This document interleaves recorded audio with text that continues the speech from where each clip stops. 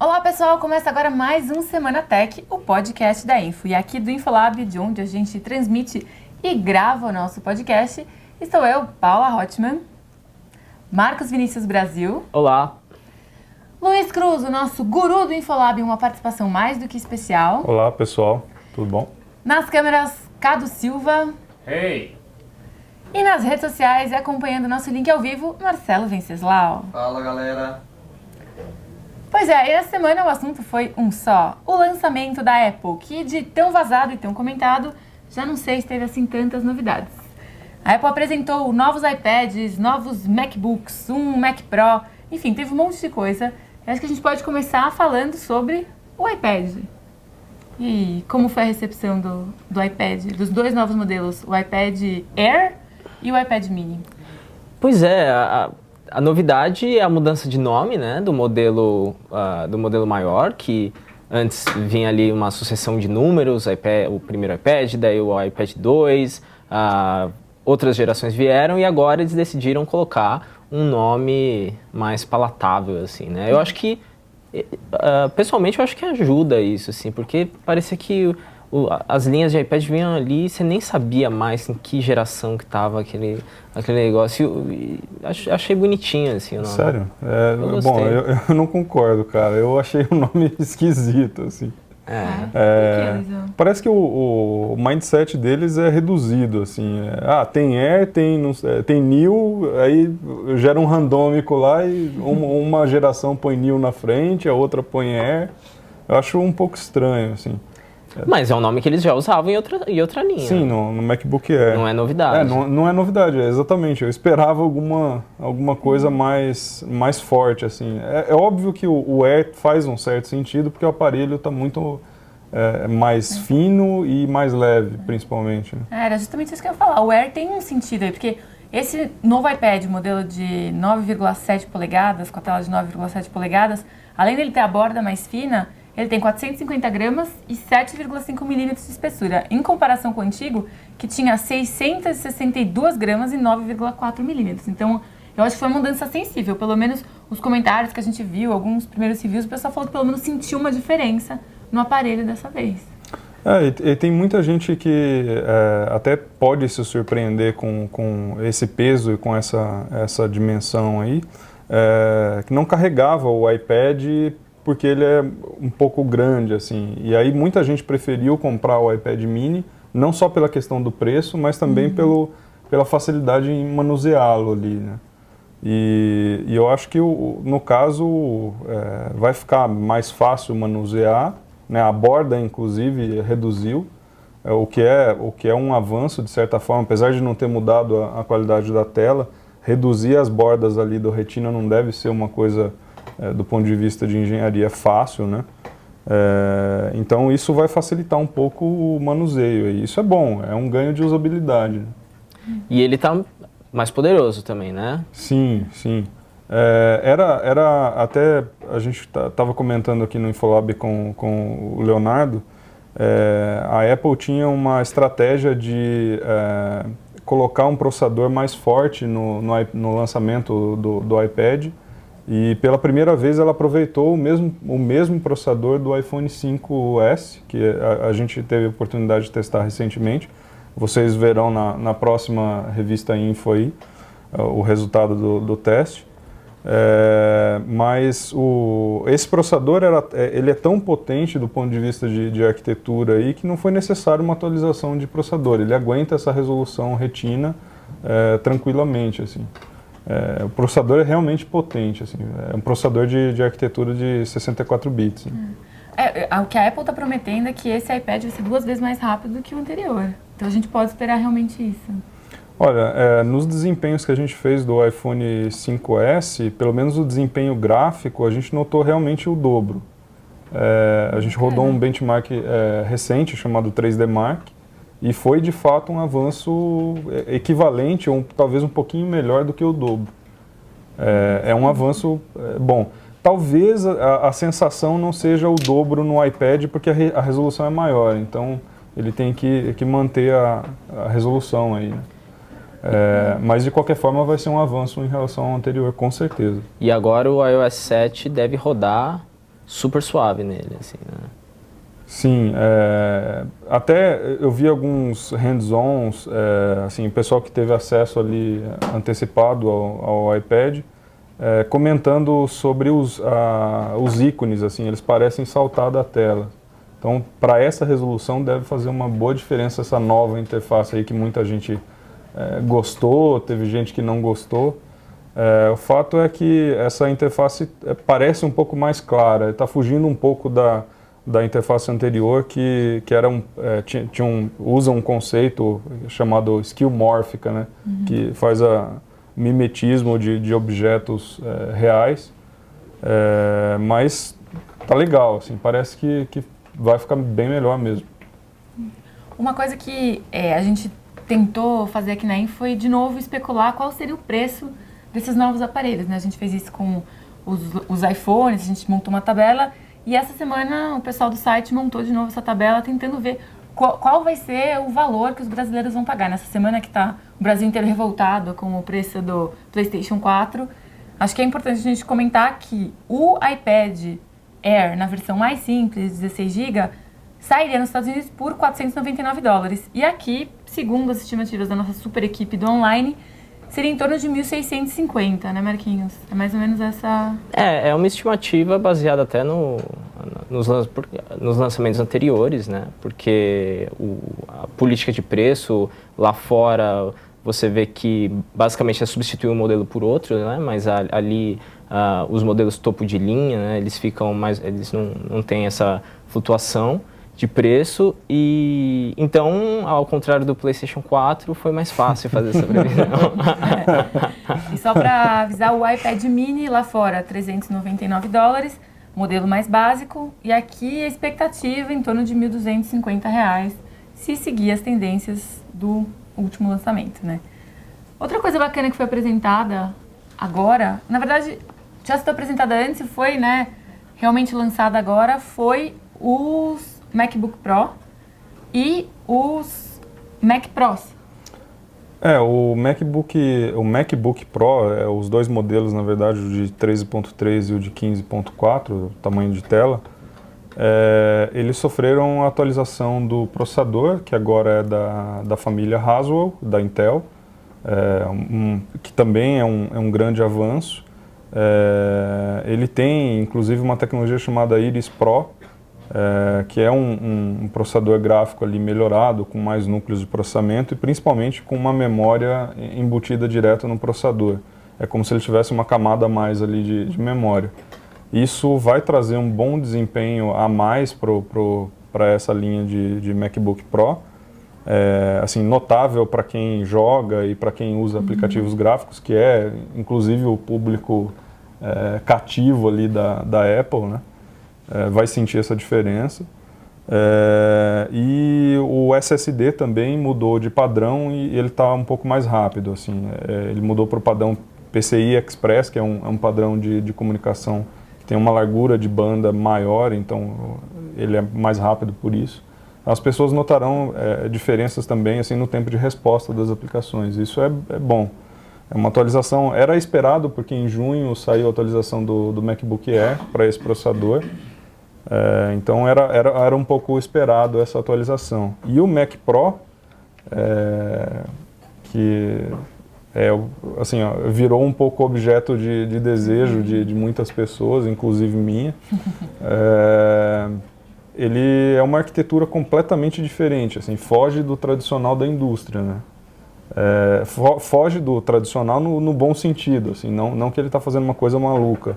Mas ele está adotando, a Apple tem um histórico nisso até de adotar novos padrões, e aí ele está adotando um monte de padrões novos, aí. Tanto na forma como a placa de vídeo é conectada, o case, a refrigeração, o processador Xeon da geração nova, que pode ter até 8 núcleos de processamento. Enfim, é todo um conjunto ali favorável para uma máquina desse porte, para processamento pesado mesmo. E o preço, eu não sei o que vocês acharam, assim, mas eu esperava que fosse mais caro, inclusive, do que de fato é. Eu também imaginava que fosse sair mais caro. Porque tem a história da manufatura tá sendo... A produção, a fabricação mesmo está sendo feita lá nos Estados Unidos, né? Não sei se vocês chegaram a ver o videozinho que eles divulgaram do processo de fabricação. É incrível, né? Assim, então, você vê ali todo esse potencial, toda essa arquitetura colocada ali naquele pedaço pequeno de hardware. Eu falei, acho que vai custar bem caro. E é caro. É caro, né? Mas não assim, inclusive... 2.999 dólares, 3 mil dólares. Né? 3 mil dólares. E tem uma versão de 399 com uma configuração um pouco melhor. Mas, assim, por ser Apple, por ser uma workstation desse tamanho, o que é uma coisa difícil de chegar, né? Com essa configuração eu esperava um valor mais alto, assim, para o mercado norte-americano. É claro que para brasileiro isso daí vai chegar aqui por volta dos 10 mil facilmente. Facilmente. Assim. Principalmente porque há assim, no Brasil chega pouca quantidade de workstations novas, assim. A HP e a Dell costumam trazer algumas workstations para cá, mas são poucos modelos que são lançados lá fora e aqui não. E se esse vier para cá, provavelmente o preço vai ser assustador, né? Marquinhos, você falou do vídeo dele mostrando. Você pode contar um pouquinho das coisas mais bacanas desse processo de manufatura? Porque, para começar, o design dele é todo diferente, né? Ele é uma torre. Então, é porque a Apple faz questão, acho que até quando foi lançado o iPhone 5, eles fizeram esse vídeo mostrando cada detalhe ali da fabricação, os materiais usados, as texturas. Eles fizeram o mesmo com o Mac Pro agora. E aí é muito interessante, porque mostra ali os tubos, né, sendo cortados. Então você tem que começa como um tubo e aí tem uma broca que faz a abertura ali lateral, que é onde depois vão entrar os conectores e tal, e aí os banhos ali de tinta, enfim. E tudo isso é mostrado de maneira muito cinematográfica, assim, né? Com closes e a broca entrando metal e saindo as lasquinhas. Então, assim, o vídeo é isso, é cinematográfico, assim, né? É um processo proposital, né? Mas então, realmente impressionante. Eu acho até engraçado, assim, porque eles conseguem deixar torno, que é essa máquina que faz com a broca o desenho ali no metal, e aquelas máquinas CNC enormes, que são horríveis, são feias as máquinas, né? Eles conseguem deixar um negócio tão bonito ali, exato, você fica meio... que legal. Saiu essa semana um comercial que tá na TV americana do novo iPhone. Sim. E ele também é todo um ouro derretendo, que vai se juntando, vai se formando, envolve a maçã. Você fala, nossa... se tem uma coisa que eles sabem fazer Vocês têm uma pergunta? O Vitor Martins pergunta o que vocês acham do processador de 64 bits? Do A7, né?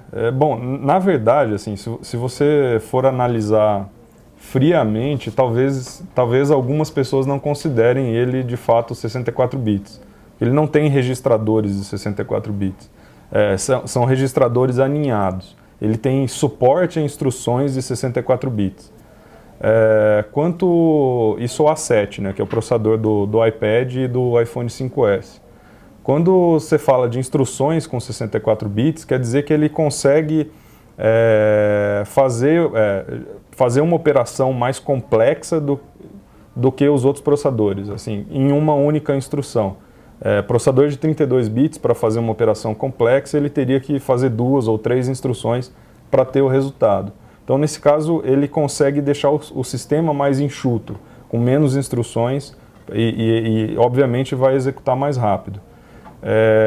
No iPhone 5S, a gente notou, é natural quando muda de arquitetura, haver um problema de adaptação do software. E isso aconteceu de fato. O iPhone 5S teve algumas pessoas postando, principalmente com se eu não me engano, o Keynote do iWorks, ele chega a travar o aparelho. A gente não conseguiu reproduzir isso no Infolab, então é provável que seja um caso bem específico. Mas tem esse problema de adaptação quando muda a arquitetura, isso é real. Agora, o ganho em desempenho é brutal. Tem uma coisa que eu acho que vale menção, do coprocessador M7. Faz parte desse processador, um coprocessador ali, que ele pega as informações e processa as informações de todos os sensores de movimento. Na prática, isso o que faz?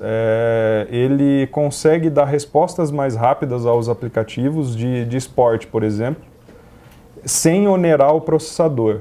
Então, é como se você tivesse um segundo processador só para os sensores. Os aplicativos de esporte, eles ficam mais precisos nesse caso.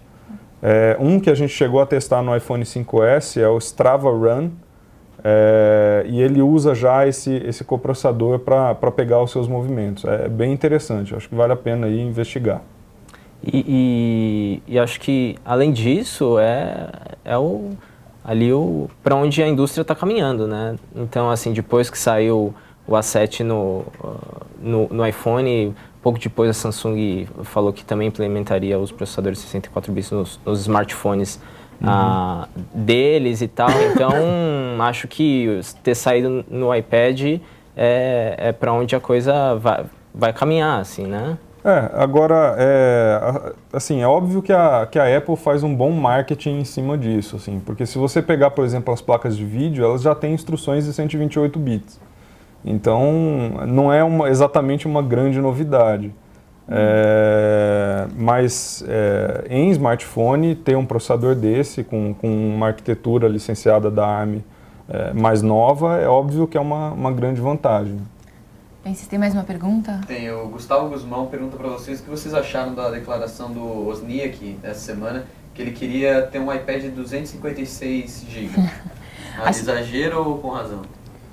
Achei incrível, o Steve Wozniak é incrível, ele é super engraçado, não sei. Não sei se ele nem estava falando tão sério nessa declaração. Eu acho que devia estar falando, sim, porque ele tradicionalmente... ele geralmente se opõe ali, ele é polêmico em relação aos lançamentos da Apple, achando que eles não inovam mais. Mas ao mesmo tempo ele está lá na fila, né? Exato, na fila do primeiro dia para comprar. Você viu a declaração completa dele? Ele disse que ele não tem banda larga em casa e que por isso ele precisa de um aparelho que armazene tudo que ele quer. Sim. Acho justo. Não sei. Os leitores aqui estão falando que todos eles não acham exagero. Acho que hoje pode ser considerado como exagero, mas em breve vai ser o necessário. Né? O Jason Santos está falando, o Luiz Gustavo e o Tony Smar Bernardo, todos eles concordam que deveria ter tamanho maior. Assim, de certa forma eu entendo o ponto de vista dele. Ele provavelmente falou isso só para brincar mesmo, ou para criticar aí o mercado, porque o preço dessa capacidade de armazenamento é muito alto, né? Então, assim, ter 256 talvez sacrificasse o preço do aparelho. Então, eu não sei se é uma grande vantagem nesse momento. E vale lembrar que tem uma versão LTE, com uma conexão mais rápida, você vai entupir o aparelho com uma facilidade maior. E tem também essa questão de uma preocupação clara que a gente vê da Apple. Todos esses produtos eles estão mais leves, né? O MacBook Pro está mais leve, o iPad está mais leve. Então, também tem esse outro lado, né? Quando você coloca mais... E tem a gente não falou do iPad mini com retina, né? Que saiu também e... o que você achou, Luizão, do iPad mini com retina? Olha, me parece que ele é uma excelente opção, assim, porque ele tem a resolução equivalente ao iPad Air, né? É igual a mesma resolução, só que a tela é menor, obviamente. E tem o processador A7 também, que é uma das vantagens. O preço é menor, ele é menor, provavelmente é mais fácil de manusear, mesmo o Air sendo mais leve e tal, ele ainda é uma boa opção. Eu acho uma excelente opção, assim, no tamanho de tela dele tem pouquíssimos concorrentes hoje no mercado. Né? Uma tela de 7.9 Sim, polegadas, né? 7.9 polegadas e a resolução é bem alta. E todo mundo esperava essa tela retina, né? Desde o lançamento, assim. Quando saiu o iPad mini, uma coisa que reclamaram muito era justamente da ausência da tela de altíssima resolução, assim. Então, foi meio que, finalmente agora o iPad mini como ele deveria ser, né? Eu confesso que eu não entendi duas coisas me incomodaram um pouco, assim. O fato deles ainda venderem o iPad 2 pelo preço do iPad mini. Isso para mim é uma grande maluquice, porque um obviamente canibaliza o outro. Deve ter alguma explicação aí que eu não consegui visualizar. E a outra coisa que me incomodou foi o fato dos MacBook Pro e do Mac Pro adotar o padrão novo de Wi-Fi, o MacBook Air também, o 802.11ac, que é um padrão mais rápido de conexão, e o iPhone 5S e os iPads não adotarem esse padrão. Quer dizer, o CIO da Apple, o Tim Cook, fez uma boa propaganda em cima do 11AC quando ele falou dos novos aparelhos, mas esqueceram isso no iPad. Deve ser uma limitação do processador, mas de qualquer forma é um pouco estranho não ser mesmo padrão para todos os produtos, né? A Apple historicamente faz isso. Teve uma coisa curiosa que você falou, que você não entendeu isso. Lendo algumas críticas, lendo comentários dos leitores, a minha impressão geral do evento foi que atendeu as expectativas das pessoas, superou em alguns momentos, mas tinha gente esperando outros lançamentos. A gente mesmo ficava aqui especulando que talvez a Apple fosse lançar outras coisas. Vocês conseguem pensar em coisas que, poxa, achei que ia sair? No meu caso, eu achei que era o relógio. Eu tava mais esperando, poxa, talvez eles guardem o relógio como surpresinha lá no final. E tem mais. Um relógio. O que eu esperava é que eu me lembro de uma entrevista do Tim Cook lá no All Things D, naquela conferência, que ele disse que esse ano a indústria, o mercado, veria uma nova categoria de produto da Apple. Essa foi a frase dele. Esse ano. Então, assim, aí você pode dizer que a nova linha de produto é o iPhone 5C. Mas criou-se ali uma expectativa em torno de algum outro aparelho, né? Que, aliás, a princípio não está vendendo bem, né? Pelo que parece, não está indo bem. Então, assim... Realmente, nesse sentido, não deve haver mais nenhum anúncio esse ano. E essa nova categoria de produto, aparentemente, era mesmo o 5C. Assim. Mas eu gostaria de ver o tal do... Se é que existe mesmo, né? O tal do relógio, enfim. TV. Uma TV, né? Todo mundo fala, faz Mas tempo. A TV, eu acho que eu já estou perdendo as esperanças, assim, porque... Uma TV 4K da Apple. Porque se não está saindo nem o relógio.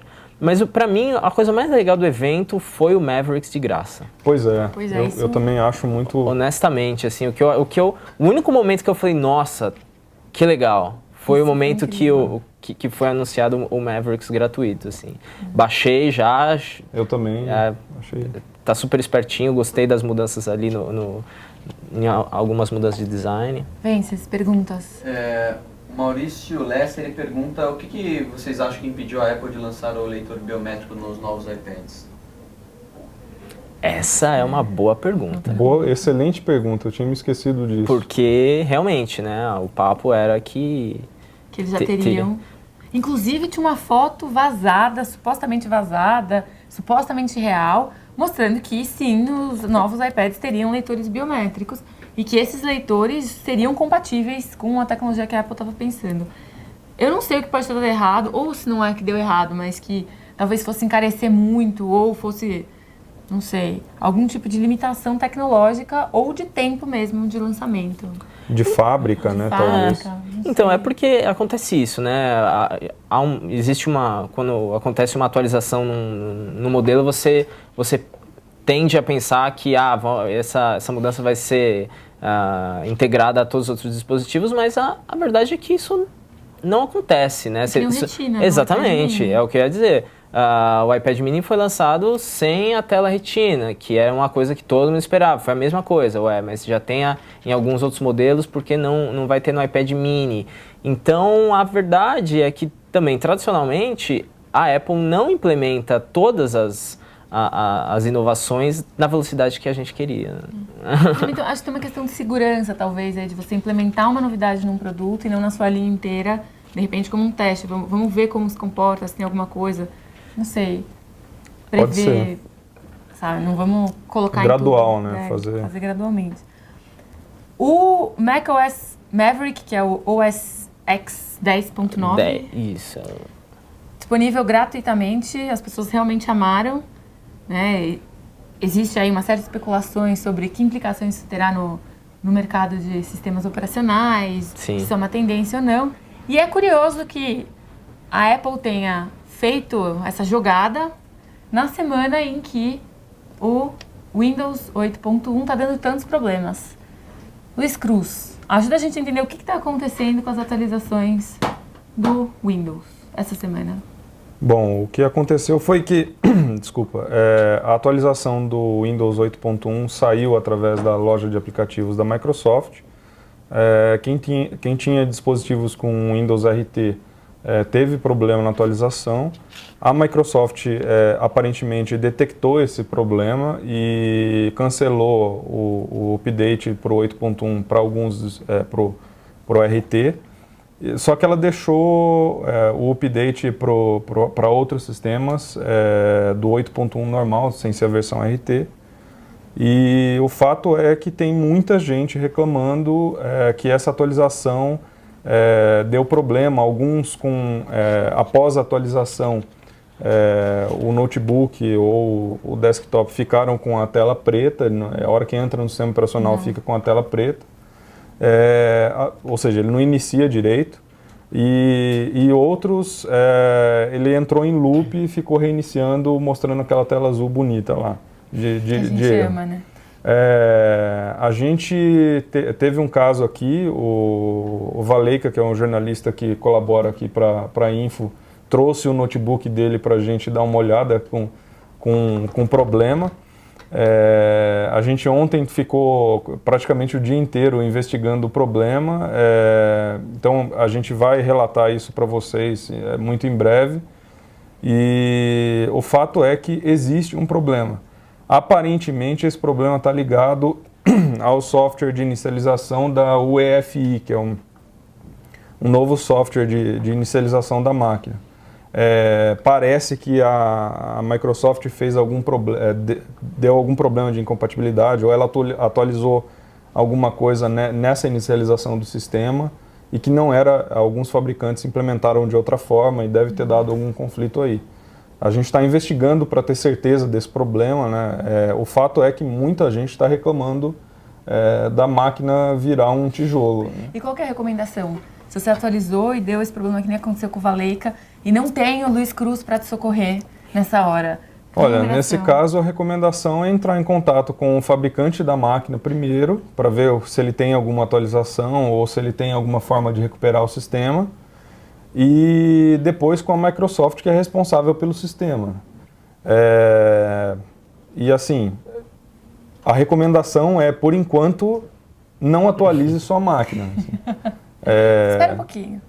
É o mais sensato a fazer para quem tem dificuldade ali, ou quem não entende muito e tal. Se você entende um pouco mais, é bom atualizar o sistema, fazer backup dos seus arquivos, mas eventualmente você pode cair num problema que mesmo atualizando, que foi o nosso caso aqui, mesmo atualizando caiu nesse erro. Então, paciência por enquanto. Agora, no caso da Apple, o SX eu acho que veio a calhar aí para consolidar uma tendência, na minha opinião, que é uma tendência do sistema operacional não ser mais pago, né? O software de prateleira está migrando para o software como serviço. Faz um tempo já, e isso, assim, na real, se você for olhar o preço das máquinas, o preço do sistema operacional, o desenvolvimento dele está embutido no valor das máquinas. E nos serviços que a empresa presta. Eu acho que a Apple deve cobrar aí em breve por algum novo serviço no iCloud deles para poder rentabilizar, porque assim, não existe nesse mundo, a não ser o software livre, que é feito pela comunidade, mantido e tal. No outro mundo, no software proprietário, nada é de graça. Assim, deu tchau, você tem que pagar. Então, a gente tem que esperar essa conta chegar de alguma forma. Ok. E com essas sábias palavras do Luiz Cruz, a gente encerra mais um Semana Tech. A gente se fala e se vê na próxima semana. Até mais. E comentem aqui embaixo o que vocês acharam das atualizações da Apple. Tchau, tchau. Tchau.